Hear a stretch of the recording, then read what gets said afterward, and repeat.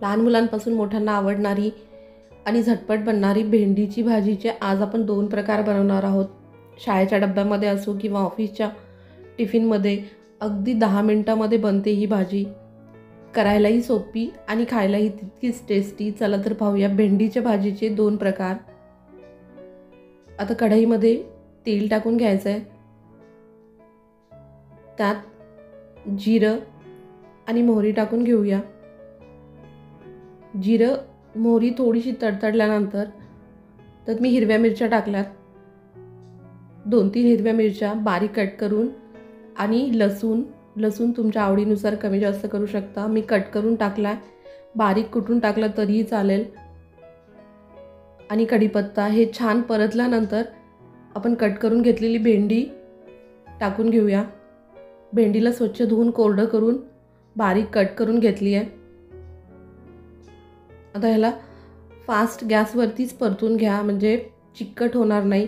भेंडी जेव्हा मीडियम गॅसवरती करतो आपण तेव्हा शिजत राहते आणि थोडं फास्ट गॅसवरती केलं त्यातला चिकटपणा हळूहळू कमी होतो. कांदा आणि भेंडी फास्ट गॅसवरतीच परतून घ्या, म्हणजे छान कुरकुरीत होईल. ह्याला छान 2 मिनटं परतून घ्या. त्याच्यातलं पूर्ण पाणी आणि चिकटपणा कमी झाल्यानंतर आपल्याला त्याला झाकून ठेवायचं आहे. 1-2 मिनटं झाकून ठेवू. भेंडी लगेचच सॉफ्ट होते. कांदाही परतून होतो. कांदा आपण वरतून टाकला आहे. कांदा हवं तर तुम्ही तेलामध्ये टाकू शकता, पण वरतून टाकलेल्या कांद्याची चव अजून छान लागते, म्हणून मी नंतर टाकला आहे कांदा. 1.5 चमचा लाल तिखट, अर्धा चमचा हळद आणि 2 चमचे धने पावडर. धने पावडर खूप छान लागतं भेंडीमध्ये. आता याला छान परतून घ्यायचं आहे. आता मसाले परतून झाल्यानंतर परत आपण 1-2 मिनटं झाकून ठेवू, म्हणजे छान सॉफ्ट होईल भेंडी. हे पहा, 4-5 मिनटानंतर अगदी छान शिजली भेंडी. वरतून मी टोमॅटो टाकला आहे.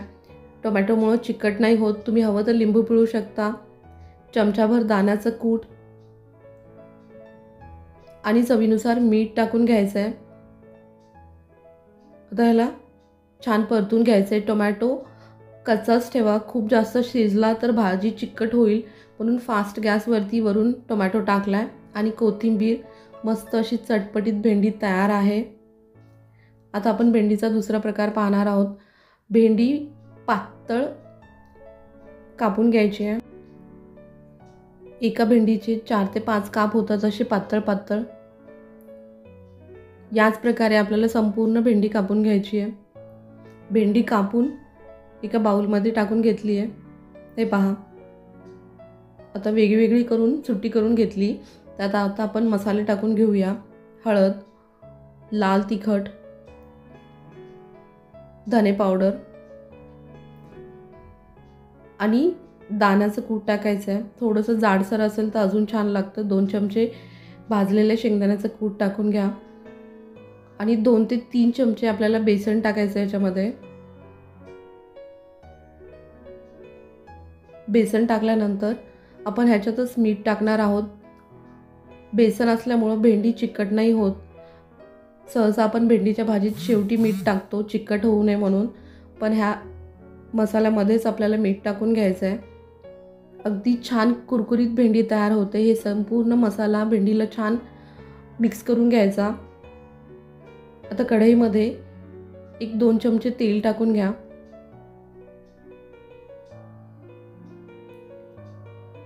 तेलावरती मी लसूण परतून घेतला आहे. लसूण आणि कांदा, एक मीडियम साईजचा कांदा बारीक कट करून छान परतून घ्या. कांदा छान लालसर होईपर्यंत आपल्याला परतून घ्यायचा आहे. 1-2 मिनटानंतर कांदा छान परतून झाला आहे. आता या कांदा परतून झाल्यानंतर ह्याच्यामध्ये आपण भेंडी घालून घेऊया. ही भेंडी छान मऊसूद होते, कुरकुरीत लागते आणि खायलाही चटपटीत लागते. वरण भातासोबतही खूप छान लागते आणि मुलांना टिफिनमध्ये देण्यासाठी किंवा ऑफिसमध्ये देण्यासाठी पटकन बनते ही. फक्त कापायला थोडासा वेळ लागतो भेंडीला, पण करायला अजिबात वेळ नाही लागत. त्याला छान परतून झाल्यानंतर 1-2 मिनटं झाकून ठेवा. झाकल्याने अजिबात चिकट होणार नाही, कारण ह्याच्यामध्ये बेसन आहे. बेसनमुळं भेंडी चिकट होत नाही. 1-2 ते 3 मिनटानंतर हे पहा, छान शिजली आहे भेंडी. भेंडी शिजायला फार वेळ नाही लागत, त्याच्यामुळं टिफिनसाठी अगदी परफेक्ट ही अशी भाजी आहे. वरतून कोथिंबीर टाकून घ्या. झटपट टेस्टी अशा 2 भेंडीच्या भाजीचे प्रकार आज आपण पाहिलेले आहेत. व्हिडिओ आवडल्यास लाईक, शेअर, सबस्क्राईब करायला विसरू नका. थँक्यू.